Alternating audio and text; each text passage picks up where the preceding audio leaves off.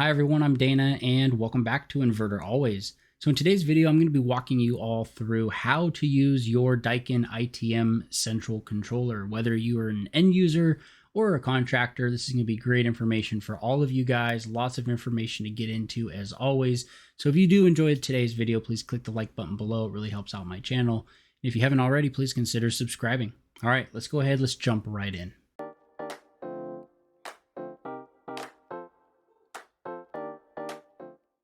All right, guys, so we're going to go ahead. We're going to jump right back into the desktop just like we were in the last video.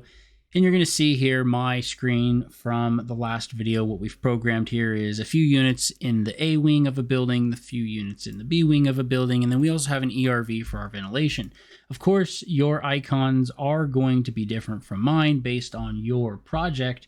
The goal of today's video is to really just walk you through how to use your central controller, some of the basic operation and parameters, things you can do. And hopefully by the time this video is over, you guys will feel much more confident about using your ITM. So we're going to go ahead. We're going to start off with just a quick overview of what's on screen right now. So anytime you want to turn everything on or off, you can always click the all icon. Now we are on the top layer of our ITM. We know we're at the very top because the top button is grayed out. We briefly talked about this in the last video.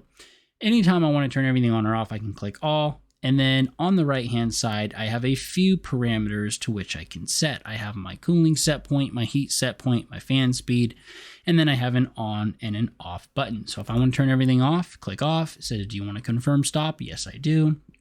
And you're going to see right now, the only thing that we had on to start the video was the B wing. It's going to turn gray. Gray means off, green means on, and anytime there's an error code, you'll either have a blue or a yellow exclamation mark. Yellow exclamation marks typically mean there's an active error code on the system, preventing either a unit or a particular system from operating.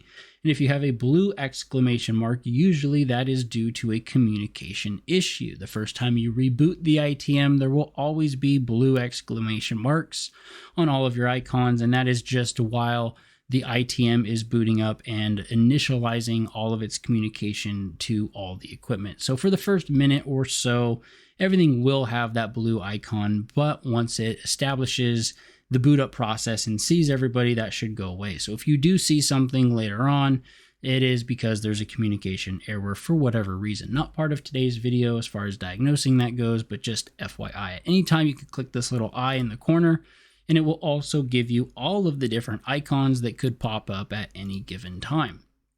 So now that we kind of have a general idea of this screen's layout, I want to talk about a couple more things. Let's say, for example, we had a unit in the A wing and we wanted to see it specifically. We would click on A wing and then click the down button to go in to the A wing layer of units. And you can see here that we have room 19 and room 30 as part of our A wing. That's all we had for the setup as far as the last video goes.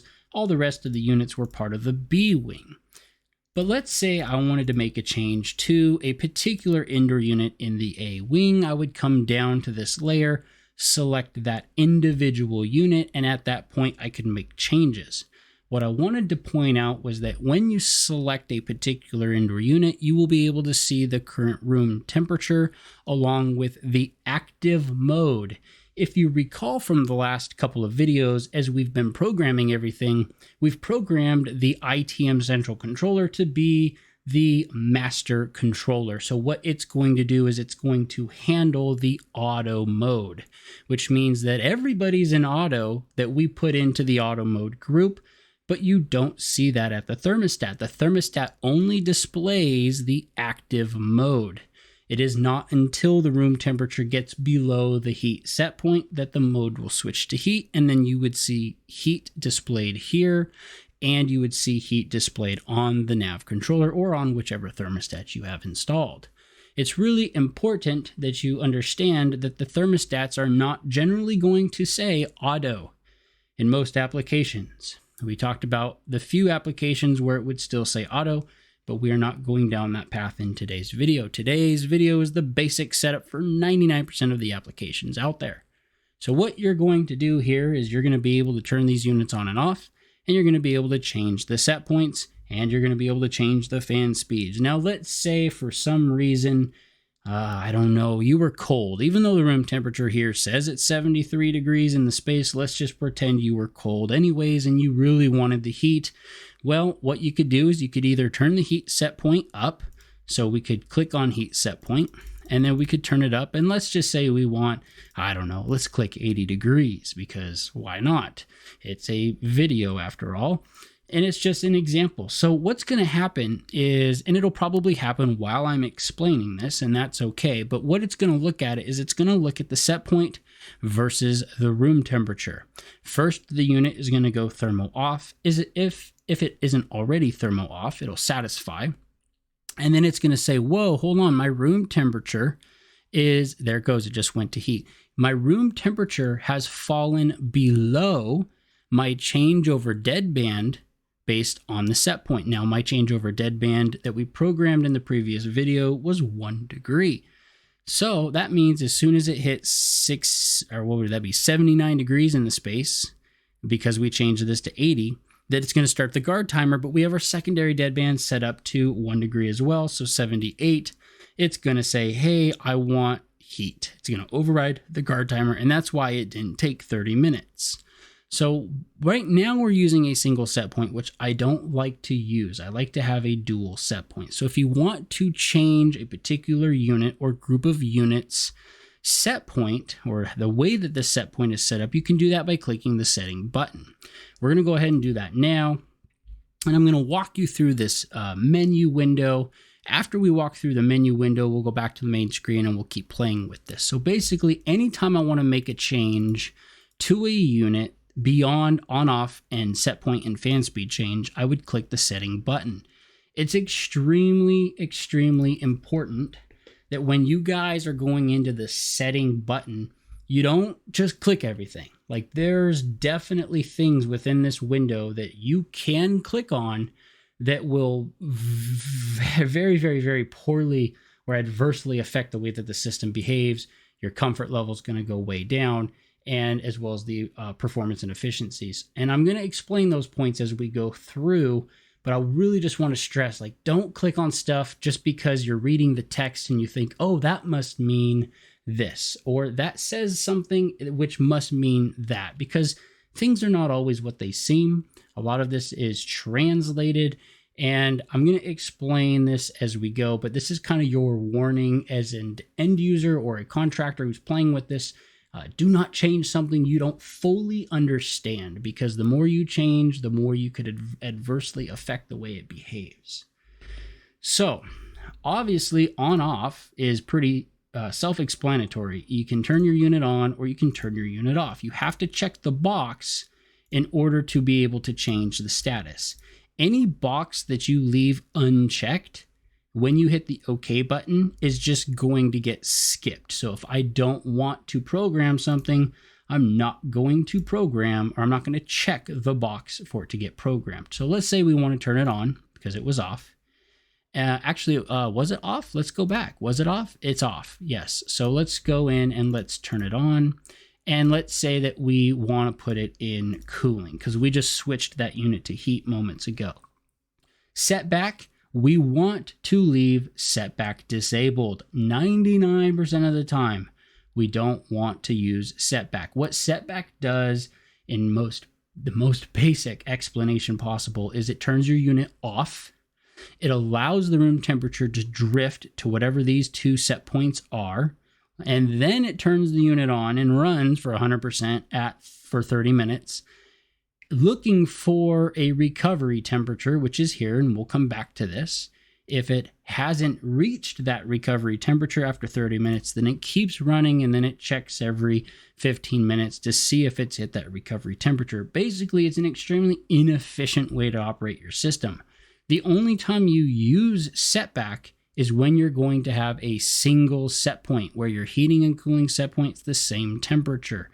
We'll explain this a little bit more later, but basically for right now, we're going to leave this disabled. Now we need to set up dual set point. So pick the two set points that you want. And for the sake of this video, I'm just going to use 70, 72. We're going to heat to 70. We're going to cool to 72. And anything in between, system's just not going to do anything. Then we're going to set up what's called our minimum set point differential. Basically what this means is how many degrees do you want to program to make sure that these are minimum apart. So if I pick 2, then the tightest these two set points can be is 2 degrees apart. If I change this to 3, then the minimum that these two can be apart is 73. This is going to be the minimum number of separation between my heat and cool set point. Then we need to make sure to disable tracking. So disabling the tracking means that if I change the cool set point to 75, it's not going to drag the heat set point up with it. I don't like to enable set point tracking. There is a time and place for this, which we'll talk about shortly, but right now that is not the time, that is not the place. When you want dual set point, you want dual set point. So then we're going to go to the AC tab. If you want to change the fan speed, you can change the fan speed here however you want. If you have a ductless unit, you want to change the louver position, you can change the louver position. If you need to turn on the extension settings, this is when you use setback. This is when we turn off the thermostat and the user is still occupying the space. They have the ability to turn it on. It'll stay on for the amount of time that this is programmed for. That's something we did in an earlier video. We set it up for 120 minutes or 2 hours. I don't use this because I don't use setback. We're not going to pick setback recovery temp because we are not using setback. And if for some reason you need to set up a set point range restriction because you've got somebody who is going crazy with their set points, cranking up that heat to 90 degrees, well, you can go ahead and you can limit how many degrees they can set for heat. So what we're going to do is we're going to say, you know what, you can't go below 70 and you can't go above 90 in cooling. You can't go below 60 or you can't go above 75 in heating. So basically, no matter what we pick for our set points here, it's within our minimum heat cool set point differential, so we're good. If we want to lock something out because we don't want the end user to be able to change the set point at all, we would click on the RC Prohibit tab. We could lock them out from the on-off, mode, and set point buttons. So typically, I won't lock anybody out. I will leave this for the end user or for the contractor to make that decision. If something is written in the sequence of operations that says, hey, the users in the space, the tenants, they're not allowed to change set point, or they're not allowed to turn it on and off, or they're not allowed to change the mode, or whatever. So basically the way we have to set up is we're going to turn our unit on. We're going to put it in the cooling mode for now. Now remember, it's still in auto. We're just forcing the cool mode. Then we're going to set the cool set point for 73, heat set point for 70. We're going to set it up for dual set point with a 3-degree minimum set point differential between these two. So if I lower the cool set point to 70, it's going to push this down to 67 because the minimum difference between them has to be 3. Then we're going to disable tracking. That way, if I go ahead and jack up the cooling set point or drag down the heat set point, the other set point isn't going to be drugged with it. And we're going to change the fan speed to high, great. We're going to change the airflow direction to swing or oscillate, great. Not super important. This is a preference thing. We're also going to enable set point range max and min so the user can't go crazy. We're not going to lock anybody out at this time. So we hit OK. It asks, do you want to perform the setup? We click on yes. And now this particular Ender unit is going to get all those settings that we just programmed. You can see it turned on. You can see that it went to the cool mode. It's still in auto at the ITM, but now the stat is going to display the cool mode.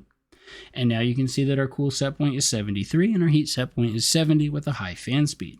At any point in time, if you're wondering, hey, is my unit actively cooling or actively heating because the fan is still blowing, it's important to note that the fan on the Ender units is programmed to run continuously, and that is so that we could have our volume of air be at least try to be consistent and keep the air in the space moving at all times. But if you're wondering, hey, is my unit still actively heating or cooling, you'll be able to go to the details tab and it says thermostat status on. That is your thermo status.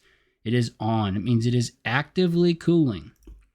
So what you're going to notice is by the time this room temperature gets down to about 72 degrees, 1 degree past the set point, then it's going to change from on to off. So that is the general overview on how you would change the settings for a particular indoor unit. But let's say I wanted to do that for everything, or maybe just the A wing, or maybe just the B wing. Well, that's where you could come back to the top screen, click the entire layer or the entire area, the entire group, if you will. And let's say we just want to do that for everybody. We're going to do that for all. So we're going to go in and click settings. We're going to click on. It's already in cooling, but if we want to just go ahead and pick cooling, we can. Let's go ahead and set up our set points really quick. We were going to do 70, 73 with a 3 degree minimum separation. Disable that tracking. Fan speed, airflow direction, great. And we were going to enable this as well. I think, what did we go to? We went to 70. I can't remember. We're just going to go ahead and create a new max and min, because why not? So there's our maximum and minimums, 90 to 70, 60 to 75. We're not going to lock anybody out. We're going to hit OK. We're going to perform the setup. All right. So the reason that I wanted to get this setup up and going is because now I want to go in and kind of talk a little bit more about set points and making sure that we have everything set properly. So let's go back to our room 30. Let's just pretend that we were getting a complaint. One of the big complaints that we typically get is on the thermostat itself. We've done a couple videos in the past. I'll put a card in the corner now for the nav controller playlist, because I feel like it does a good job of explaining how the nav controller works.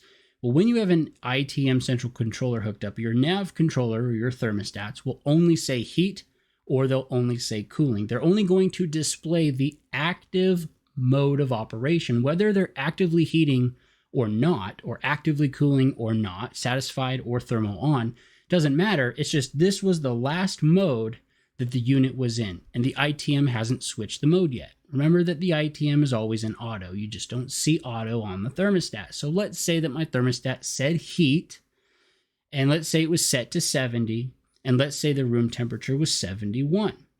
So if we go back to our program here, you can see that the heat set point was 70, and we're just pretending, we're ignoring the 73, but we're pretending it said 71. Well, if it said 71, it would still be in the heat mode. The only reason it's in the cool mode is because we put it in the cool mode. But your thermostat would still say heat. It would be thermal off. It wouldn't actively be heating. It would have to get 1 degree past the cool set point, which is 73, before it actually switched the mode. So your room temperature could say 72. Your room temperature could say 73, and the set point for heat is 70. So if you walk up to it and you see heat, and you see the set point is 70, and you see the room temperature is 73, and you're like, why is it not switching to cooling? Well, it's not switching to cooling yet because it has to get past the cooling set point. So if you're like, no, I want cooling now, and you're standing in front of the thermostat, all you have to do is hit the mode button on the thermostat and change it from heat to cool. Wait about 5 to 10 seconds and you'll see that set point change automatically from the heat set point to the cool set point, because now you've put it in cool manually. It's still in auto. I know that's a hard topic to grasp. The ITM is still in auto. All you've done is basically manually made a one-time change at the nav controller or at the thermostat saying, I don't want to wait for the ITM to switch over. I just want cooling now. And that's fine. Your room temperature is 73. You've put it in cooling. The set point's automatically going to change to 73 because of our set point on the ITM. It's not going to start cooling yet because the room temperature has to get 1 degree past the set point in order to go thermal on, which we've talked about in previous videos, and that was something that you programmed on the thermostat field settings back in an earlier commissioning video from another series. I know that that is kind of hard to understand. Basically, 1 degree below and above your set point is your thermal on-off deadband, and 1 degree past that's going to be your auto changeover deadband, and that can be difficult to grasp. So how do we make it easier if that is too complicated to understand? If it's too complicated and I don't understand how to hit the mode button and then the set point adjustment, then fine, there is a strategy that you can use to make it even simpler. It isn't always a strategy that I like to use, but it is a strategy that you can use. So the strategy would be you want to implement the ability for the end user to simply hit the up and down arrows on the thermostat and not have to worry about changing the mode of operation. What you would do is you would click your unit or your batch of units, go to setting, and then this tracking mode, you would click enable. So now, no matter what you do, when you hit up and down, you're always changing both of these set points. So you could walk up to the nav controller or whatever thermostat and just crank on one of the set points. If the cool set point's displayed, you could crank it up and down, and it will drag the heat set point with it, and they'll always be 3 degrees apart. This is one potential solution for dual set point. Of course, the other solution would be to change this. Oh, I don't like to, but this would be another option. You could go back to single set point. The problem with going to single set point after the fact, especially if you are the end user doing this, is there are other programming features that are built in around dual set point that you're going to need to change. When you go back to single set point, you need to set your differential to 0 degrees. So now we have 73, 73, it's single set point. So now what's going to happen, remember that you have a 1 degree thermo on-off deadband. So now if the room temperature gets to 72, it's going to call for heat, 74, it's going to call for cooling. But you don't want it to switch modes at 72 and 74. So you're going to have to go in and change some of the auto changeover logic. And I highly recommend that you leave this for the contractor. Just call them up and say, hey man, I need you to come fix this Daikin ITM. All they're going to do is come into here. They're going to click on this. They're going to go to attributes. They're going to change the primary deadband from 1 to 2 degrees. Or you could follow along very carefully, very carefully. And you could do this as well, set it for 2 degrees. And the reason that we want to do that is because 1 degree past each of these set points is your thermo on-off deadband. We want to go 1 more degree before we actually tell the timer to start so that we could switch modes from heat to cool. At this point, this is going to get you the tightest control, but it's also going to change the mode the most often. And depending on the style of the indoor unit, you could be changing from heat to cool all day and all night. It's going to create discomfort. So maybe what you do here is you go single set point, but then you come into the auto changeover settings and you bump this back even 1 more degree. So basically setting it up for 3 degrees now. That first degree is just your thermo on-off deadband. It then has to get 2 more degrees before it actually switches modes. You guys can play with this and set it up how you want for your applications, but I do stress just be really careful. Obviously, you want to have something that is as simple for the end user as possible if you guys are the contractor. And of course, for all you end users, we always want to program this to be as simple as possible for you guys. Now, for me, I take the approach where I want to set it up so that it operates the best for you, and then just do my best to explain when you're using all of your thermostats in your building or in your house or at your school or wherever you're occupied, that you hit the mode button when you're uncomfortable, change it to the mode that you want, and then adjust the set point from there rather than just smashing the set points thinking it's going to change the mode faster, which it's not. The ITM is always going to handle auto mode, and therefore you really kind of just got to think about, how do I want to set this up? If I've got a ton of people that just can't grasp that concept and they're just going to hit up and down, then I either need to set it up with tracking enabled so that both my set points go up and down together, or I need to set it up for single set point. Just remember, if you do set it up for single set point, you need to make those adjustments to the auto changeover deadband so that you're not constantly shifting from heating to cooling, because that can cause problems with the equipment, and obviously it can also cause a lot of comfort problems. So you guys, that's going to be about everything for today's video. Really, the goal was just give you an overview on how do I use the ITM on a day-to-day basis, turn things on, turn things off, how to understand the auto versus what mode the thermostat's in. Hopefully this was informative and helpful for you guys. Of course, if you have any questions, put them in the comments below. I read all of your guys' comments. I always do my best to respond. Channel members will get priority response.